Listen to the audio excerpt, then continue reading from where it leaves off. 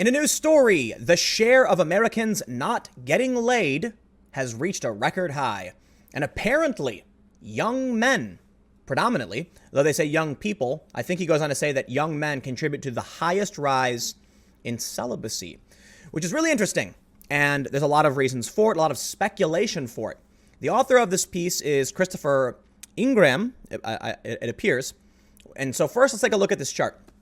More than ever, Americans aren't getting laid. I'm using that word on purpose because, YouTube. Percentage of Americans reporting no getting laid, monthly getting laid, or weekly layings, or more in the past year. And we can see no is actually going up and the others are going down. Story says the share of U.S. adults reporting not getting laid in the past year reaching an all-time high in 2018, underscoring a 3-decade trend line marked by an aging population and higher numbers of unattached people.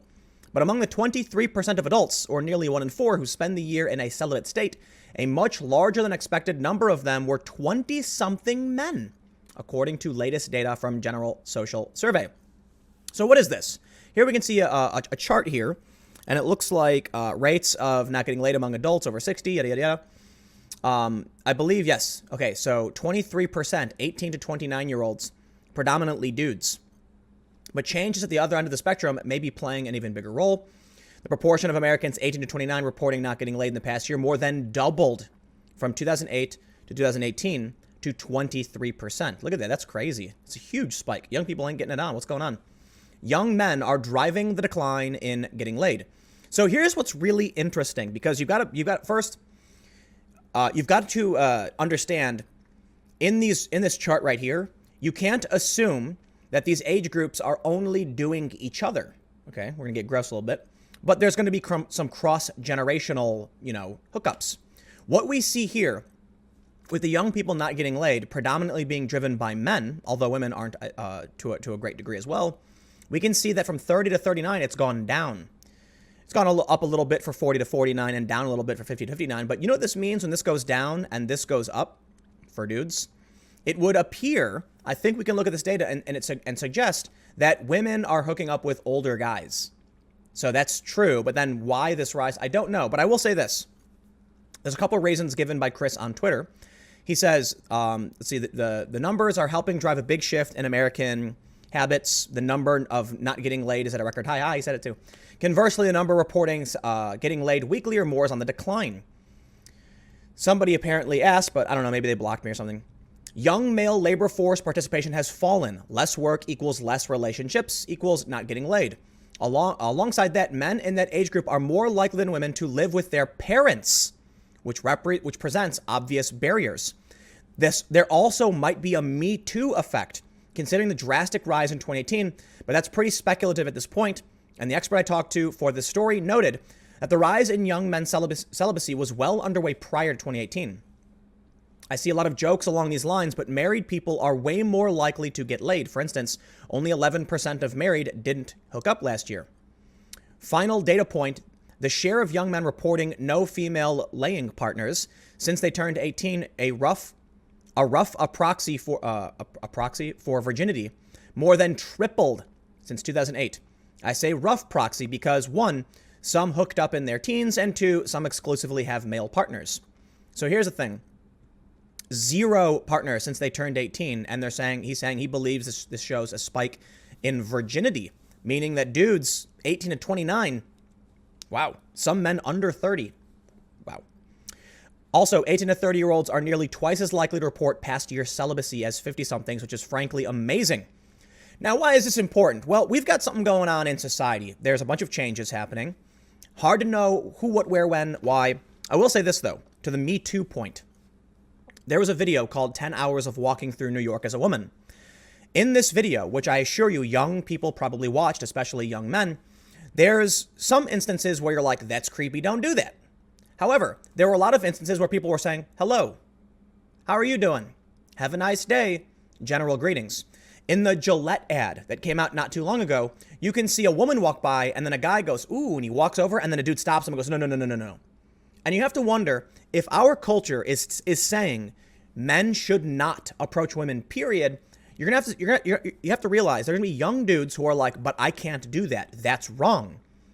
And I'm not referring to harassment. I'm referring to literally the guy in the Gillette ad didn't do anything. He was literally just going to walk up to the woman. It was like, oh yeah, like he made an expression like, oh, she's attractive, okay. And then he was going to walk up and the guy stops him. So let me ask you this. Should we not talk to anybody on the street anymore? This is what's happening. It's an overreaction. We can see in the 10 hours of walking through New York as a woman, not all of the instances were objectionable. I'm actually genuinely confused by the one where the guy's like, hey, how's it going? Like, that's harassment? Okay, I'll make sure never to talk to my neighbors ever again. Seriously, I could be on a train. Here's the thing too. I could be on a train in New York and I could see it. There's like a dude and he's like, laughing about something.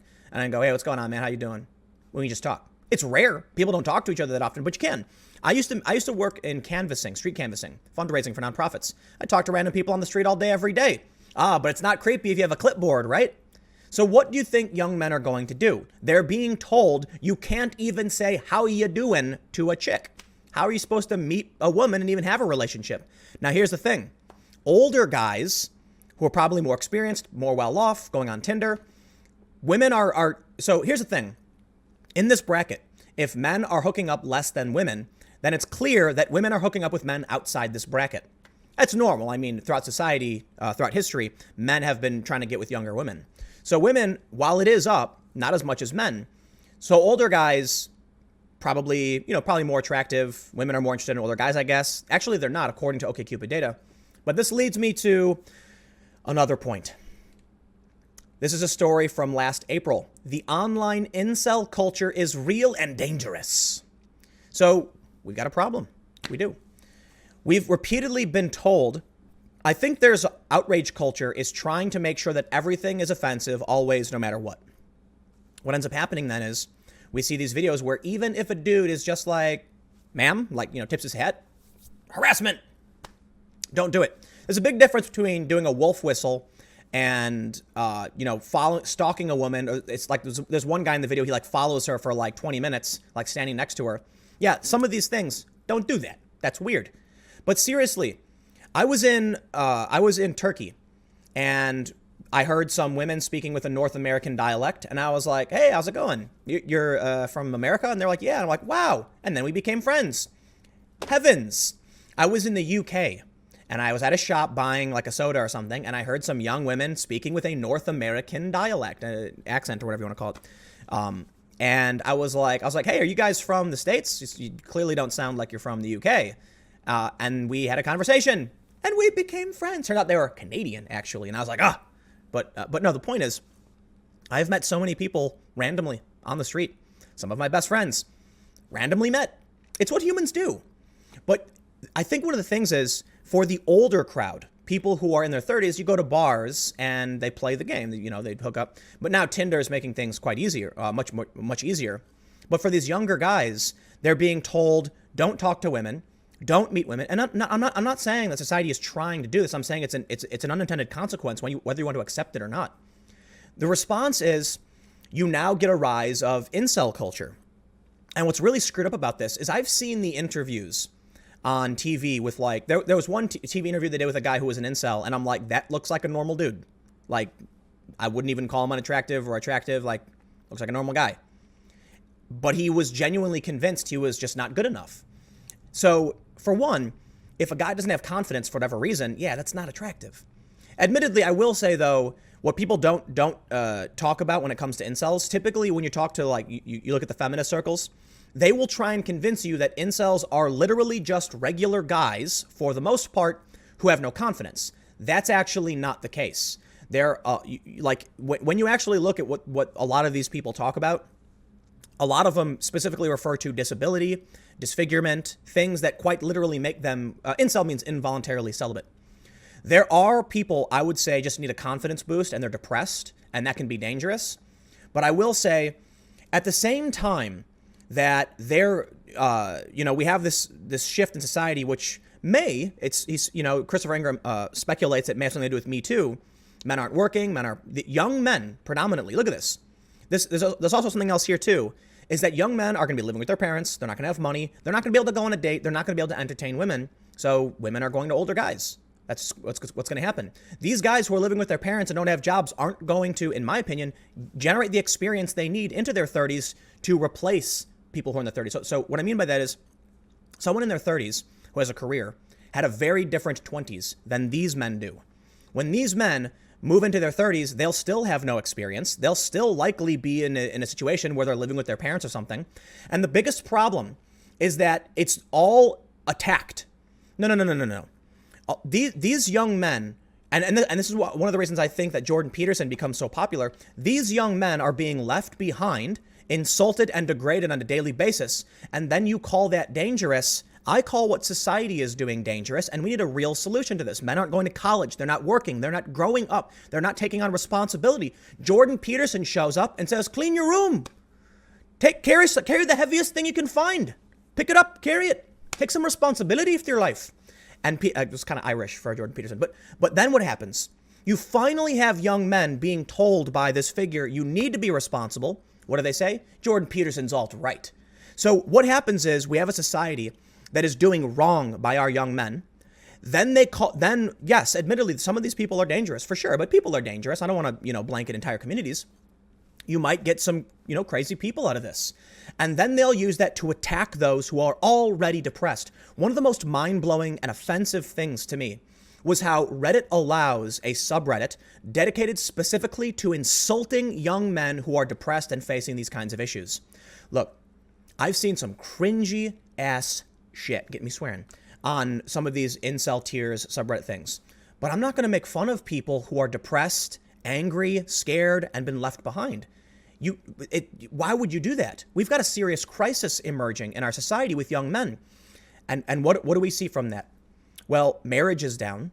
This is all going to lead to unintended consequences, which would be extremely bad for the U.S. and I think precipitates a rapid decline of the power of the U.S. and the wealth, and it's not going to be a pretty future. It's not necessarily having to do with just marriage. It has to do with the fact that there's stunted growth for young people. They're not becoming adults. They're living with their parents. They're not getting jobs. They're not saving. They're being left behind. And then when these people finally find someone like Jordan Peterson, who is absolutely not perfect, they call him alt-right. They call you dangerous. They insult you. And all that's going to do is make the problem worse. They allow the existence of bullying communities. Like, seriously, the incel tier subreddit is dedicated to bullying people who are already depressed. It's mind-blowing to me. Do I think some of these people are cringy and stupid? Oh, hell yeah. Well, absolutely. But when I see this, my reaction is like, man, we better do something to help these guys. We better teach them to just focus. Here's my advice, because I've done this before. If you find yourself in this situation where you're living at home, you can't find a job, I'll say this to the people who are still living with their parents in their 20s, young men, young women, whatever. You have an opportunity. You really do. Just start doing something. And maybe one of the easiest things may be lifting, I mean that seriously.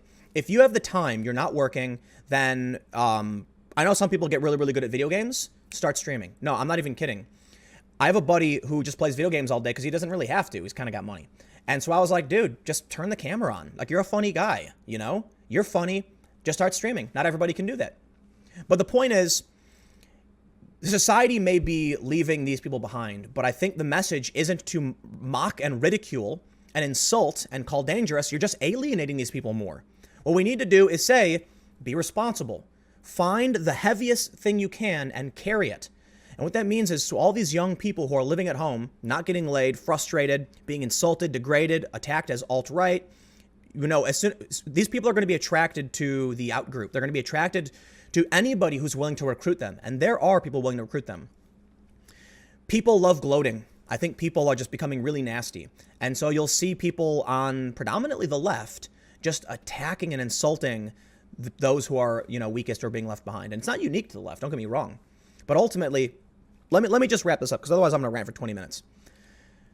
We can see young dudes are not hooking up. And you know what? I got to say, I don't think that's the worst thing in the world necessarily. But, because this is going back to the 80s. I'm pretty sure back in the 50s it was much less common too. Guys were probably hooking up less because it was more traditional. But the bigger issue is no marriage, no jobs, living at home, and these are all intertwined. And then when young men feel like they've been beaten down and abandoned, because I've certainly felt that way in the past, they're insulted. the people they look to, attacked as extremists. It's almost like you don't want to help them, and it's terrifying what this is going to result in. Maybe it will result in dangerous extremist cultures or whatever. I don't know. I'm going to leave it there. I don't want to prattle on for too long on this issue because it is a complicated issue. But I guess we can end by saying there is a real crisis among young men. They're the ones mostly being affected. They're the ones driving, not hooking up. And like I said, you want to make fun of someone for living in their parents' basement, you're only going to make it worse. Maybe you shouldn't do that. Maybe that shouldn't be a trope where you attack someone. Maybe we should, you know what, I'll say one more thing. If you find yourself in one of these situations where people are attacking you and insulting you because you can't get a job, you can't go to school, you're living with your parents, start running, start walking. I'm not even kidding. Do the simplest thing you can every day. I saw a post on Reddit where it was a before and after of this dude who was really overweight. And he said he was depressed. He had nothing. He was unemployed, living in his basement, his parents' basement. And he decided just to go to the gym.